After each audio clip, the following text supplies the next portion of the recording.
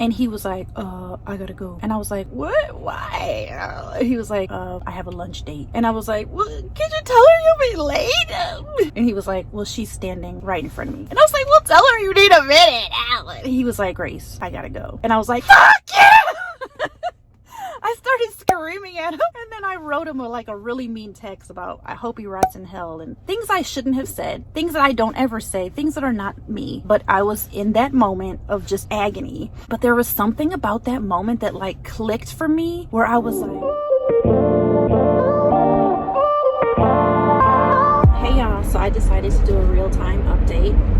This update right now is October the 21st, 2020.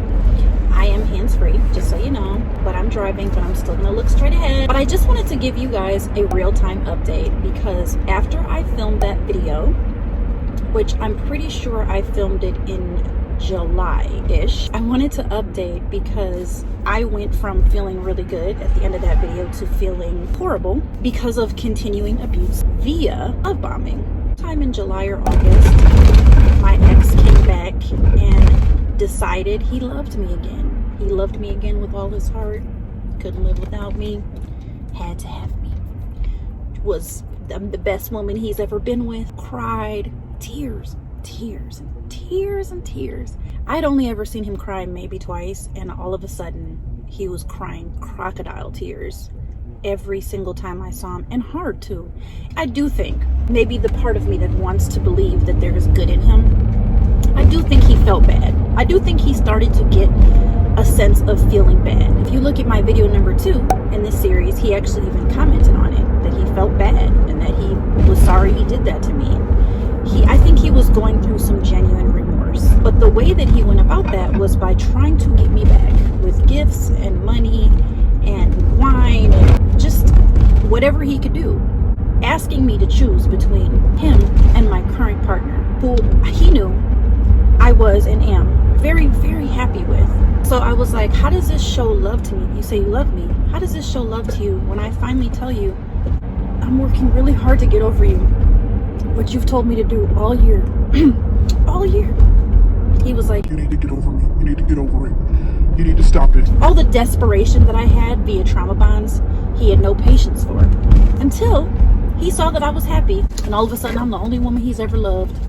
And he wants. And he made me a list of all the verbally abusive behaviors that he was going to be working on in therapy and promising me he'll never hurt me. He'll never do me wrong. I was tempted for a little while to go back. I wrote something in my divorce support group, like I showed them the text messages of things he was saying, and it was so helpful because about 85 people or so responded, and they were like, no baby girl, no, hell no, he's love bombing you again. And I didn't even really know that happened like that. I knew of the term hoovering, but I didn't know of like a secondary love bombing, which was basically he was telling me everything I wanted to hear. He was doing everything that I wanted him to do before. And I really thought maybe it will be different. Maybe I could go back to him. Like, I'm parked, by the way. And I was like, maybe we could make this work. And I was tempted, but I also was like, I'm like really in love with my partner, and I can't, not only did I not want to lose him, and I love him, I knew that it would not be worth it. So when I say I was tempted, it was a very short amount of time. And when I say short, it was probably like, I would say 2 to 3 minutes.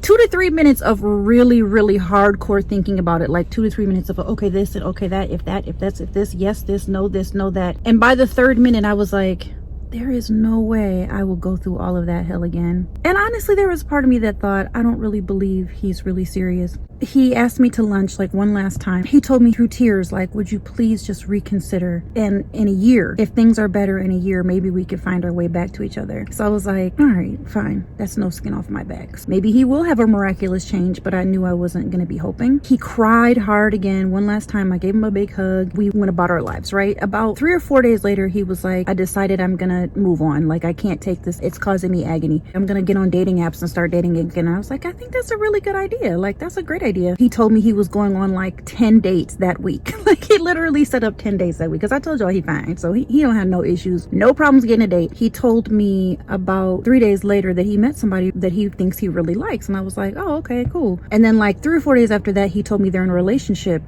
and I was like, what? And it's hard for me to acknowledge this, but due to me still being really trauma bonded and really honestly getting used to that attention, I did feel some kind of way. I do want to clarify that I would feel some kind of way no matter what when he moved on. Like regardless of if he had love bombed me or not, I knew it was gonna hurt. Even though I've already moved on, even though I'm really happy, I knew it was going to hurt. When he told me, because this is the first relationship he's had since our divorce, and our divorce was in June. So he told me he was in a relationship, and I was like, okay. And then he silenced me on text messages.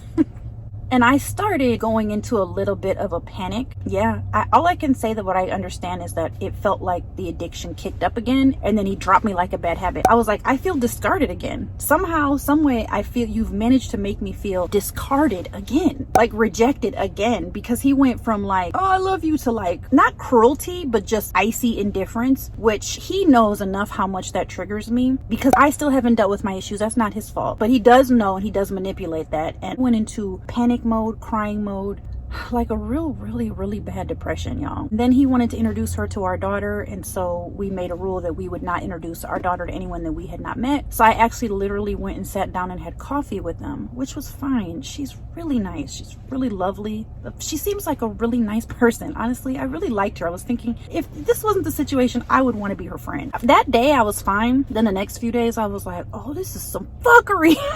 I started just feeling really hurt, and then I was like, I wonder what he would say if I wanted him back. So I was like, if I wanted to take you up on that offer, would you come back to me? He was like, no, I think we're good. I really think we're good now. You know, you stick with your partner, I'll stick with mine. And I was like, you are full of so much shit. You are full of so much shit. Like last week, it was about a week and a half ago, you told me you was in love with me, and now you telling me you in love with her, which he did. He told me he was in love with her after like a week and a half. And I was like, Negro, do you not see that you are repeating the same pattern that you did with me, and with the girl before that, and with the wife before that, and the wife before that? Telling somebody you love them within a week, 6 days, 7 days, 14 days. Do you get it, honey? But I didn't say that, because I'm like, I'm gonna just let you do you, boo-boo.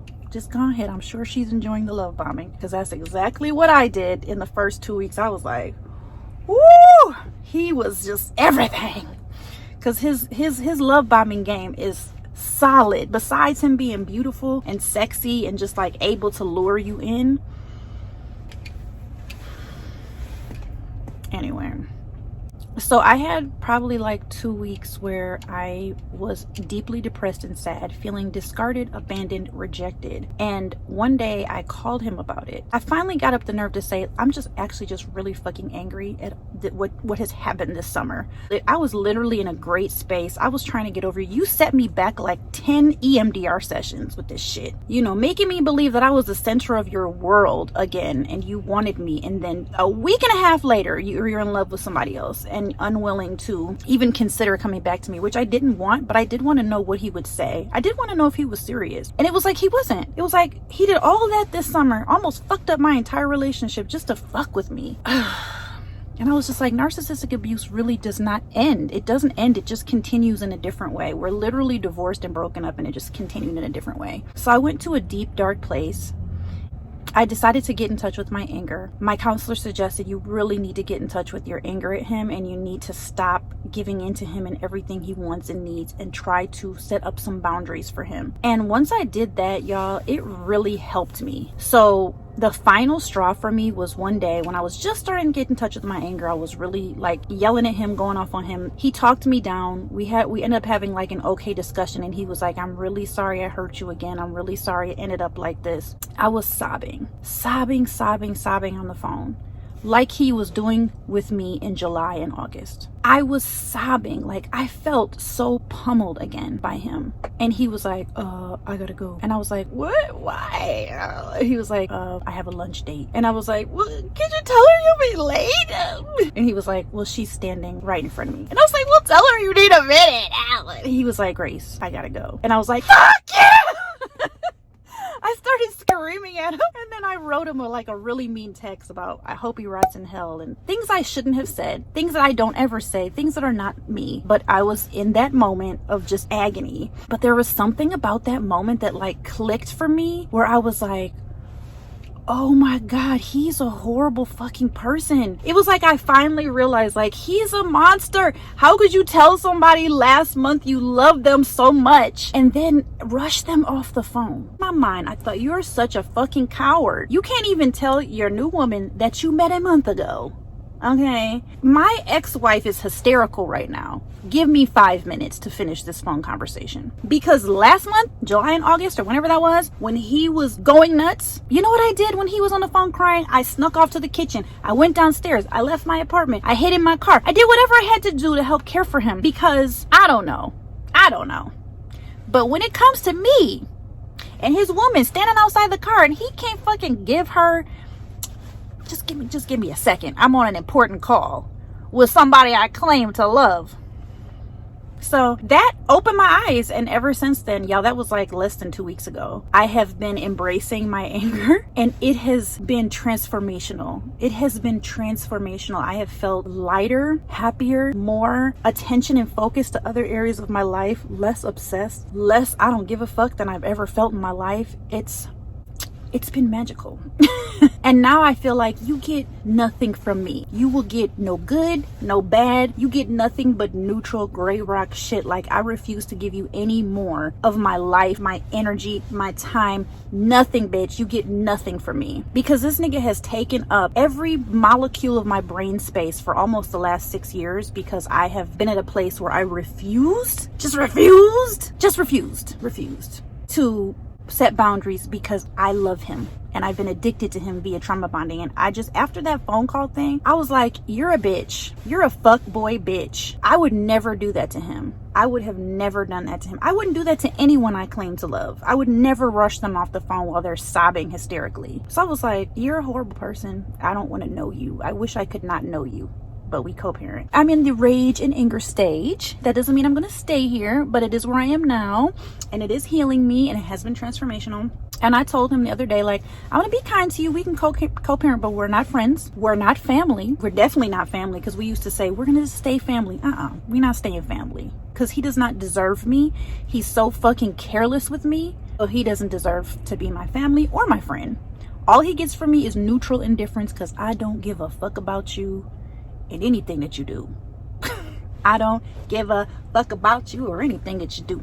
Anyway, so that's the quick update, y'all. I really thought when I finished that last video that I was gonna be completely done with this, but now I can tell you I'm completely done with this. Like, that shit he pulled this summer, that I love you so much but I love her, and I think you should just get over me because this is getting annoying. That shit, I see the monster he really is. And editing these videos has made it more clear, because there's stuff here I haven't even told y'all, because how could I fit it in? I've already talked for like 6 hours.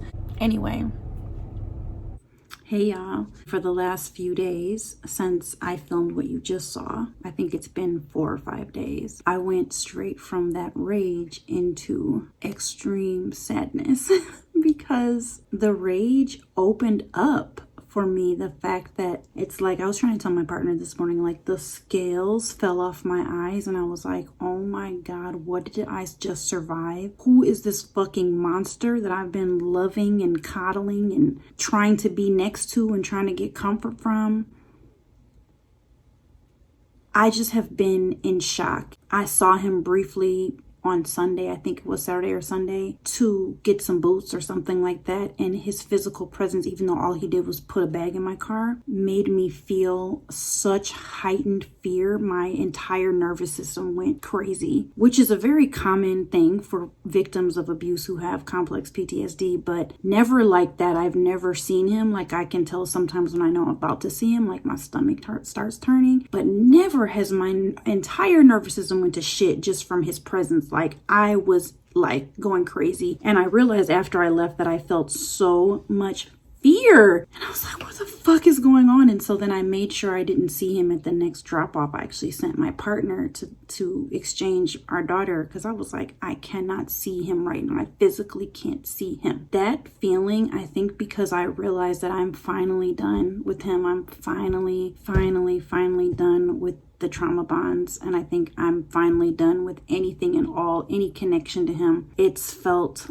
like a death, like another death. It's just interesting because this stuff, it feels like there's always a new layer of grief about something else, but I understand that each layer of grief is just leading me towards more healing. But what I recorded, what you just saw when I was in the coat and the scarf in the car 6 days ago or 7 days ago, however long that was, I was feeling so empowered with anger and rage, and then like 2 days later, like the rage just melted away and it just turned to sadness. And I was like, oh, no, get angry again. Like, keep up that same energy, because that anger was really protecting me from feeling pain. I was only in that anger stage, y'all, for like 3 days, 4 days, I don't even know, maybe 5. And as soon as it went away, I was just tempted to be like, hey, are you okay?